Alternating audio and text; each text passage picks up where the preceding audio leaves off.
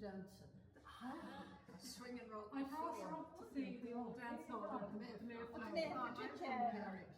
I'm from Kerry. Remember me from there for years. I worked up there in the plastic plant. Yeah, I did. And I used to meet you in the mail. Always in the mail. Hello, man. Do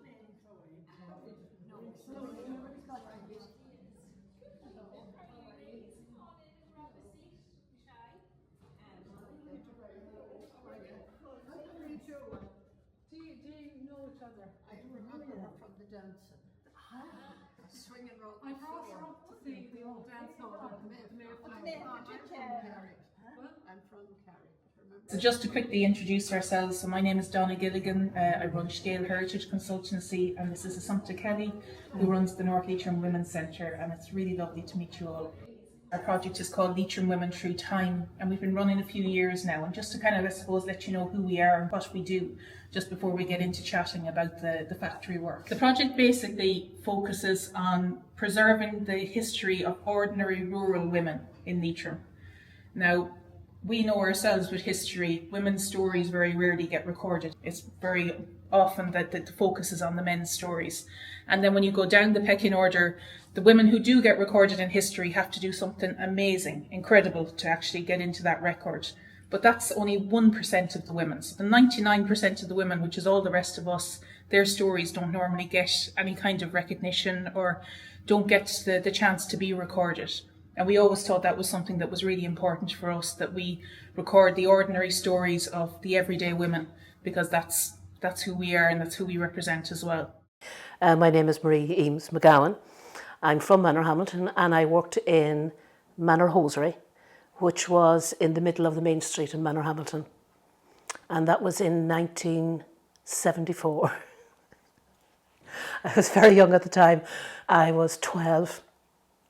I think it was a month before my 13th birthday.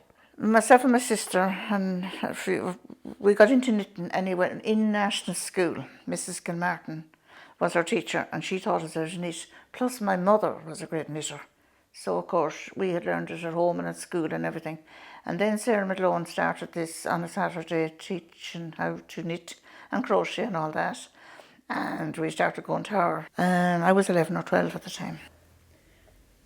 Then when she had us happy that she knew we knew what we were doing, she sent us home with a bag of wool, and we knitted it as much as we could, and of course we got paid for it.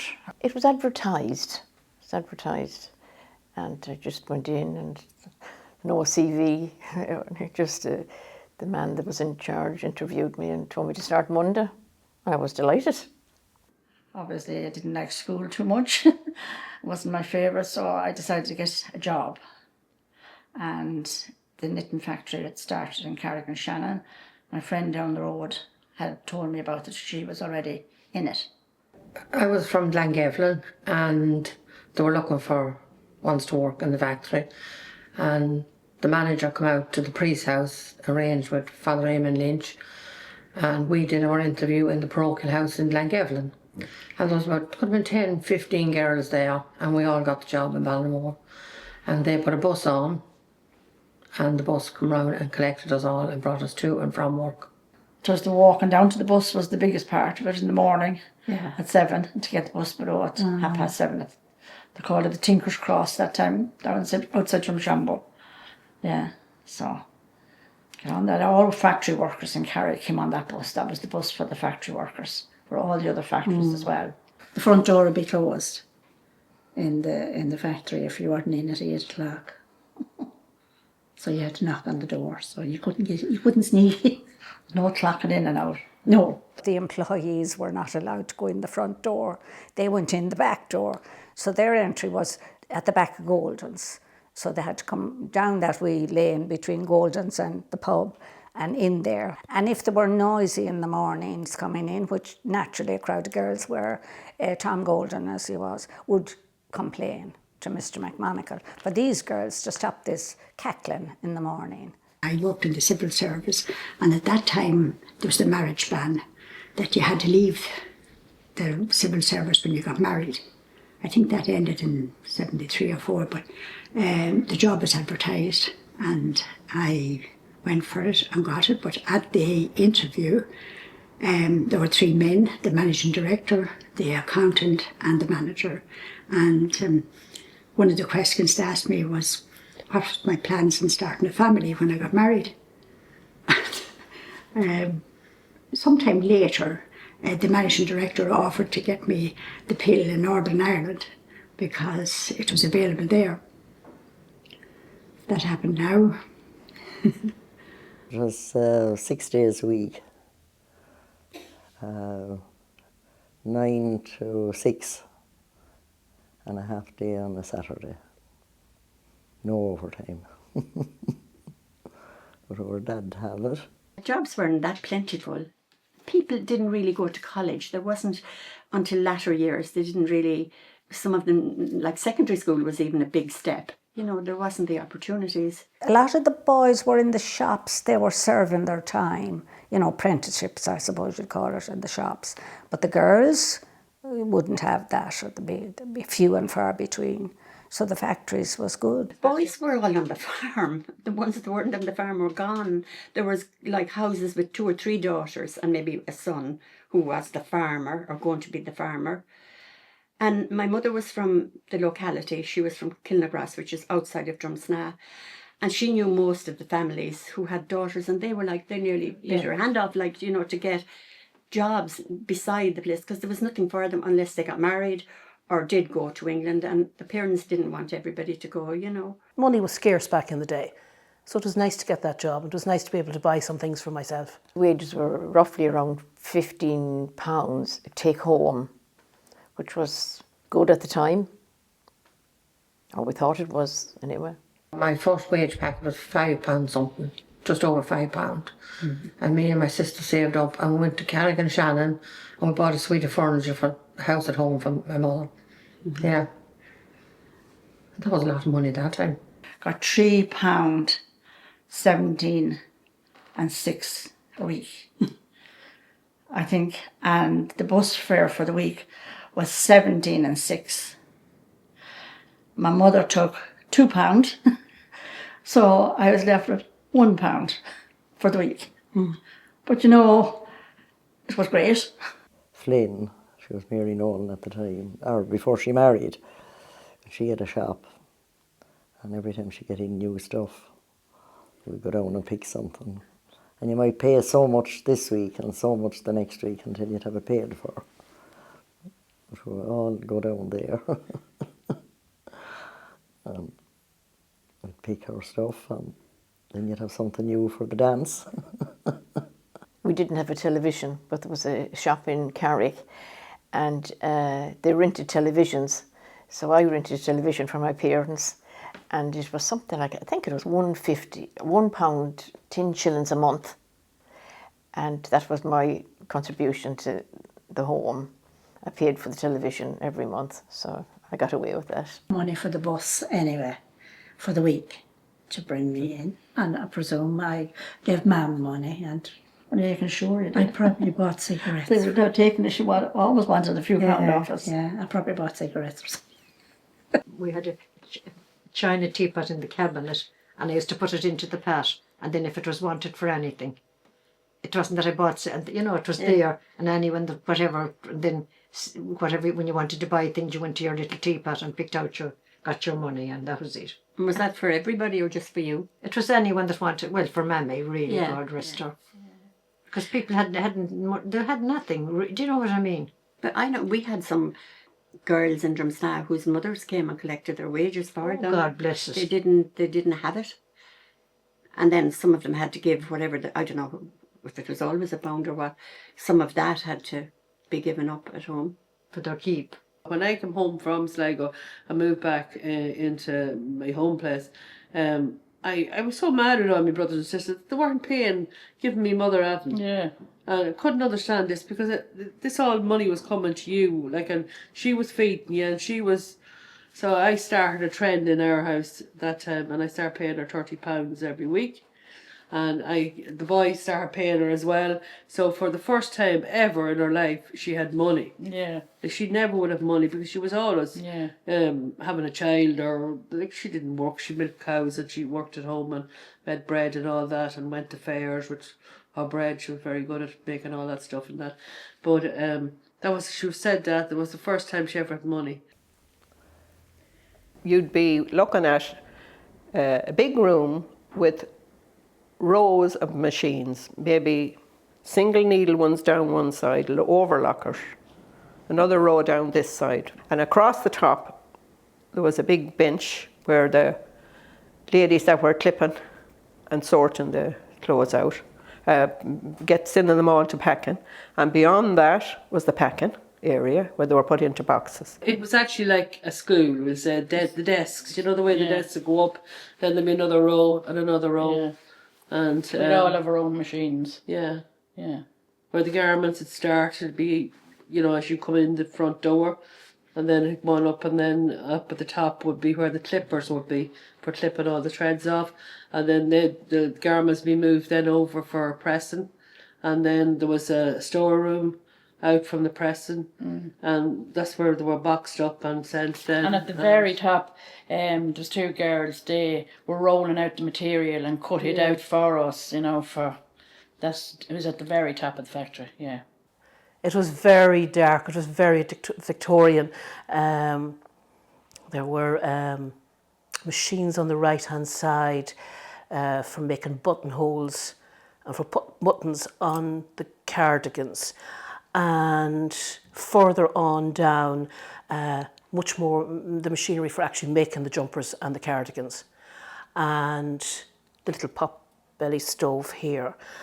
And behind then, I wondered behind would the ladies have sewn the garments up, put the sleeves on and all that. And I remember a big long wooden bench, and that's where all the jumpers were folded and bagged and boxed for being put out in the shops and that. There was a big high roof, there was an awful lot of things going across and an awful lot of wires for machines, and you went in past the reception and in onto the floor, and then there was a canteen over that side, and there was a sick room, and then there were smoking rooms, and then there was the whole floor with all the different machines, and down at the bottom was where the women used to finish garments, used to check them out, and then way out to the side, to the back, it was where they used to box and, you know, get them ready for sending off. I think I had to stand up on boxes first because I was small, I think, and I had to stand up on boxes and just watch the jam pots going by, and they were out of a steamer, they were mad hot, and then the jam, I think, had to be put into it, and then they were up further, then the leads had to be put on them. So if anything broke or anything, you had to shout to somebody to turn off the machine. I think that was all I had to do, but I didn't like it. I was afraid of my life. It was very noisy, and that was it. I think that's what frightened me, really. What happened was you might get one piece to do, and then it rolled on to the next machine, and someone else would take it up there, and that someone else would put the sleeves in, and someone else would put a collar on, and someone else would sew the whole thing up. So it rolled that way. You never did a full garment. You did so much at each machine, whatever way you were put at. And you went pile after pile after pile. Here was someone on the dolls, and there was a machined in for brushing them, and the head was put on the dolls, and I was in the part where the clothes were made, and somebody else was dressing them, and somebody else was packing. You were always timed first thing in the morning, how quick you were doing them, and then you were given a target for the day. And usually you had a sheet and it was hourly, so you could keep an eye on it. Like sometimes you'd fall behind, but you know, sometimes if I'd awful stay, like I didn't smoke, or you know, I didn't bother going in the 10 o'clock or the 2 o'clock break, I'd, you know, work up and try and catch up. But most of them would do that, you know, to catch up, because like it was at the end of the day, it was their pay packet they were.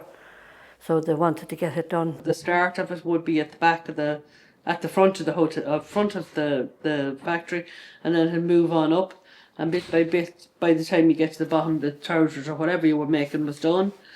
But you had to keep going. You know what I mean? You couldn't take it easy, because the girl in front could be faster, or she could have a smaller job even to do, and so she'd need lots of work. Yeah. So I often see me working half my break to Yeah, that's to right, have so something for her when she come out. If they were slowing down and you'd turn around and say, you know, what's the problem? How come the work's not coming through for you? Something like that now, but you out from that now, it's only about work you could talk. Now that was all, and then maybe the one in front of you could be telling you, come on, hurry up, you're not, you know, putting enough through, you know, speed up. But that was about only chat. I just remember they're not allowed to talk, and you're obviously not allowed to talk to anybody either side of you. And if you needed anything, just put the hand up. Mrs. McGonigal would come down and she'd sort it out. It was, yeah, a long, quiet day. It was a job, but it was tough. You know, when you compare it with the button factory, which was great fun there, and they had a social club and everything. It was mixed, of course. There was men there and women, and they seemed to have great fun. And they had dances and outings, and they had a good time, you know, even though they worked hard while they were there. It was good fun. Obviously, like today, no music or just the noise of the machinery. You'd want to be used to the noise of, like the machines working. It was all kind of big engines, like big, huge engines or whatever it was. And it was going all the time. You know, and you need to just know where you were going at the time. You know, if you were anywhere frightened of anything at all, that was it, you were going out the door again. But I had to stay put because Daddy would be after me. We always had music playing, mostly maybe country or whatever, because that'd be a discussion every day with someone. Someone would be saying, well, did you see the Top of the Pops last night? And someone else said, the Top of the Pops was big at that time. And someone else would say, oh, we wouldn't listen to that, and, you know, all this. So it was, it was good. No, we had our country music and we had different stuff. Now, I don't have it to go all day, or was it put on at a certain time? I have a funny feeling maybe it was only put on for an hour, or it was put on for something. Nearly every Tuesday and Thursday night Overton. We always were asked to work, we always done it. And sure, there'd be no bosses there. Sure, we used to put the music up and hop up on the machines and dance top of the machines. Sure, we had the best fun, like, when I think about it. You know that song, The Love Shack? I always remember that song. Jumping and leaping on the machines, going from one to another, dancing away. Oh, Lord. Yeah. But the work was done, like, there was, you know, there was good fun, but everybody done the work, like. I was sad now when it closed down, because it was like I was a single mother at that time, and the money was, you know, good, and they kept the wolf from the door, as the saying goes, and the bills paid. I worked in seamless rubber factory in Drumsna for 5 years and enjoyed every minute of it. It was great. It was a great atmosphere. It was lovely people to work for. Yeah, it was small. Really? Yeah, small business, and like it was taken off.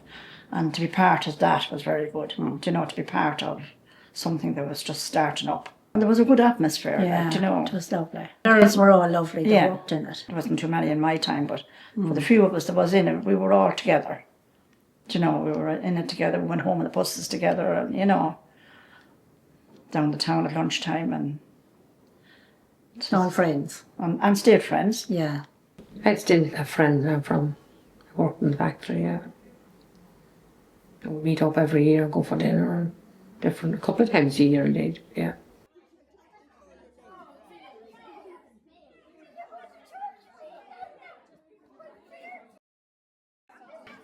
They were the happiest days of my life. I mean that, really. We all got on so well together. We all had great fun. Yeah, great crack. Yeah. Like, there was no arguments, no fighting, no disagreements. There might be someone getting angry if you didn't keep the work going to them because they wanted to make their target, you know what we'll say. But apart from that, no. No, we got on with everybody. Everybody got on. It was the best time of my life and the best job I ever had. I'd go back to it in the morning if I could.